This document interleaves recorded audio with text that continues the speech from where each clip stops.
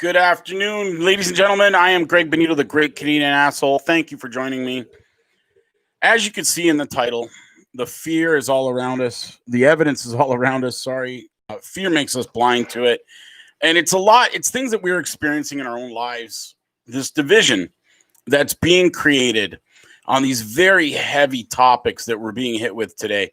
And the thing is, see, we've grown accustomed to this world where this stuff just passes over us, right? Like, too long, especially the younger generation. My generation is probably the last generation that had firsthand contact with that generation that went through World War II.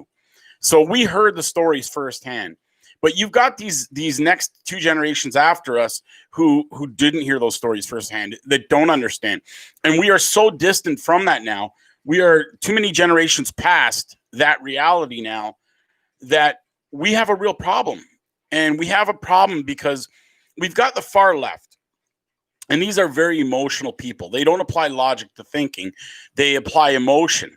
And the problem with that, the left are the type that think they could keep a pet snake with their chickens because if they just give that snake enough love, the chickens will be fine. That's the logic that these people have. And that's because they think emotionally. Emotional people also are susceptible to fear. And fear is a very, very powerful weapon to control the hearts and minds of men and women and all that. And that is what we're seeing now. And that's what's going on out there. Fear is controlling these minds and hearts. And then what you're seeing is the brave. Those are the ones that are out protesting. Those are the ones that are saying, hey, this isn't right. We need to stand up now. We need to fight back now before it's too late. And I'm afraid we're already reaching that point where it is too late. So if you like what I have to say, please like and subscribe and share. Help me grow the audience because I do have a lot to say. I do like to think that I give a little bit more insight and wisdom than other podcasters and bloggers regarding this stuff. So on that, I want to point out something that happened a while ago, right before the election. I want to point out there's clues all around us. There's evidence all around us. And I want to talk about the NBA and the ratings in the NBA and why it's important, okay? Because I could talk about a whole bunch of other things, but the NBA is really where, I want to focus today. The NBA, the National Basketball Association, has had mega stars like Michael Jordan and Kobe Bryant and Shaquille O'Neal. They have had ambassadors to the sport to help grow this league and to basically, they've created probably the most purest celebrities. And when you think about it, NBA players are easy to identify with. They don't wear masks, shields. You see them. You know who they are. You can see them on the court, and you know that's Michael Jordan. You know that's Shaquille O'Neal. You cannot tell that guy, it's pretty hard to not tell Shaquille O'Neal on the court. So we are more connected with these celebrities. But something very interesting happened this year with the NBA during coronavirus. The NBA Finals, you've got LeBron James, arguably the greatest player on the planet. Now, of course, I've got my bias back there, right? I named my daughter after number 23. It looks like a 32. My camera's reversed. You've arguably got one of the biggest ambassadors right now. This guy is a megastar. He should be being an ambassador for the NBA and growing the ratings. But what happened during the NBA Finals in 2020? They lost 70% of their audience. 70% tuned out. The LA Lakers in the NBA Finals with LeBron James got the lowest ratings ever in NBA history. Explain that. Well, it's pretty simple. The NBA decided to go woke. And if you haven't heard that phrase before, I'm going to repeat it here. It's not my original. I'm not the one who came up with it, but go woke, go broke. And that's what the NBA did. Only. Now, this is where it gets interesting. Mark Cuban, billionaire owner of the Dallas Mavericks, defended the ratings. And this is what people need to understand. Mark Cuban tweeted out in response to some sports personalities' tweet, our sponsors don't care about those fans. We don't want them anyway. All right. You've got to go back and try and find that quote, that tweet where Mark Cuban, owner of the Dallas Mavericks, he's a billionaire, made that comment. Now, That comment defies every logical business. I have a diploma in sports administration.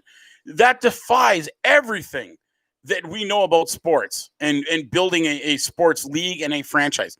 To say that our sponsors do not want those fans, that our sponsors are okay with losing 70% of that fan base, this is no longer about marketing a sport. And who is behind the NBA? Ladies and gentlemen, feel free to look this up. China. The Chinese Communist government has been forking money out to them left, right, and center. And when Mark Cuban says our sponsors don't care, that's who he's talking about. He is talking about the Chinese, because the Chinese are propping up the NBA, and Mark Cuban is still getting paid. So he doesn't give a shit either. And that's a real problem when we get to the point where NBA owners don't care what fans are there anymore. And what's even weirder is the fact that they lost all those fans during the NBA Finals, during COVID, when fans couldn't go to the arenas and watch. You would think the TV ratings would have gone up. But then nothing in 2020 makes sense, does it? Including Joe Biden, who's beat every single metric to every single statistic proven over centuries of presidential elections. Joe Biden defied them all. Amazing, isn't it? Nobody showed up to this guy's rallies. Nobody gave a fuck about this guy. And of course, the left wants you to believe Donald Trump was just that much hated. No, he wasn't. He wasn't, because you had 74 million actual people voted for him. That's how you know it's all bullshit and a sham. And what's even worse, every time they come out with evidence, the left denies it and the media ignores it. But there's evidence out there, and there's tons of it. And all we can hope is that the system is going to catch it. All we can hope is that there are still people out there that care more about the Constitution than personalities. All we can care is there are still good politicians, still good judges out there that want to see this go through. That it has nothing to do with partisanship. It has nothing to do with any of that. It's what right. The American people spoke, and they spoke in numbers, and they wanted Donald Trump. And they had to rig that election to beat those numbers. And it's pretty sad. I mean, the evidence is there. I mean, if it looks like a duck, quacks like a duck, flies like a duck, it's probably a duck. But anyway, I want to also talk about Disney, who also took a beating. Disney lost its shirt in 2020. Disney was laying off employees. Subscriptions were down. And again, why? Disney decided to go woke. You know, the BML message, you know, the openly admitted trained Marxists, but nobody seems to care that these BML leaders brag about it. We're trained Marxists, because most don't even understand what the fuck that means. Trained Marxists. What is it? It's communism.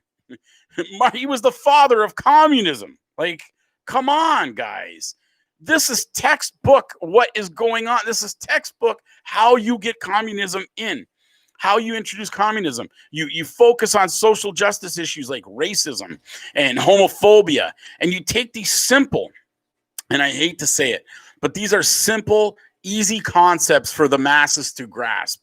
And they dig into people's emotions, and they get them all riled up. And these are people that don't understand how government works, how the economy works, how the world works, and they buy into it easily. And that's what we're experiencing today. We are experiencing that. So if you like what I have to say, please, I don't make any money. I'm just trying to grow this audience because I believe that what I have to say is important. So please like and share. Please subscribe and help me grow this. We're in trouble.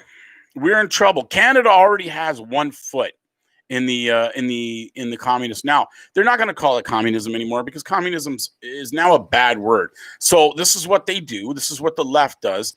They have to constantly trick us. They have to change the wording. Like, it was acid rain back in the 80s, and then it was global warming, and now it's climate change. And, you know, because every time they disprove them on something, they got to keep this going. They got to keep this issue going. And the fools keep buying into it. If you remember Al Gore's The Inconvenient Truth, remember back in the 90s when that movie came out and Gore told us by 2013 the world was going to end? None of that happened. His Inconvenient Truth was a lie. And nobody wants to talk about that documentary anymore. It's amazing. But back then, every leftist on the planet was like See, you're killing the planet. Here's proof. Watch this movie. Today, the leftists, here, we actually have video inside the KeyBank Arena of people literally pulling ballots, kicking people out of the room, pulling ballots out from under a desk. But that's okay. We're not going to believe that. That didn't happen. There is no fraud, right? As they say. Yeah, we're in trouble. We are in trouble. And the problem is fear, because fear controls how people process information. And the media knows that. And that's what they've done. They have done nothing but spread fear. Every single day we hear about new cases of COVID. We hear about deaths because everyone's afraid of death. They are controlling us. They're controlling our minds through all of this. But more and more people are waking up. Is it too late? I don't know. I really don't know. I'm getting ready to switch from comedian to writing children's books just because I don't know what the future holds. And I'm nervous. I'm nervous about it. But anyway, this is the part of my show where I do my famous stunt. I am the Evel Knievel of coffee drinking. Please do not try this at home. I am a trained professional. And what I'm about to do is very, very dangerous. I'm going to sip my coffee with a spoon in the mug. Now, I just want you to be warned. Thousands of people have lost eyes, have gone blind attempting this stunt. So please don't try this at home.